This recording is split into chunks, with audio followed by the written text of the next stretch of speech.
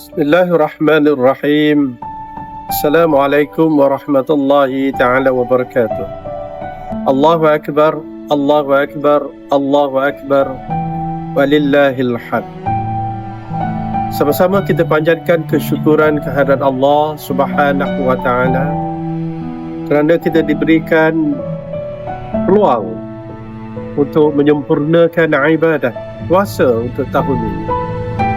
Dan insya-Allah kita akan menyambut Aidil Fitri dan didoakan kita semua dalam keadaan sihat walafiat dan berbahagia bersama keluarga tercinta. Saya bagi pihak Jabatan Kehakiman Syariah Malaysia mendoakan kesejahteraan datuk-datuk, tuan-tuan, perempuan, semoga sentiasa berada dalam keadaan dilindungi Allah, diberikan keberkatan dan seterusnya mencapai segala impian. Dalam perjalanan kita untuk meraih kejayaan, pastinya banyak cabaran yang harus kita hadapi. Justru kecekalan dan istiqamah untuk mencapai cita-cita serta impian tersebut haruslah berterusan dan dibekali dengan doa yang berpanjangan.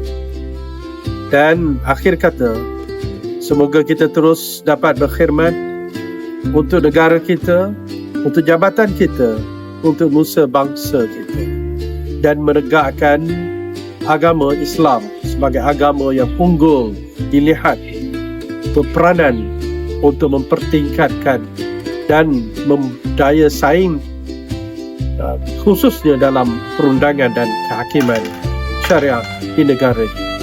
Mudah-mudahan kita diberkati.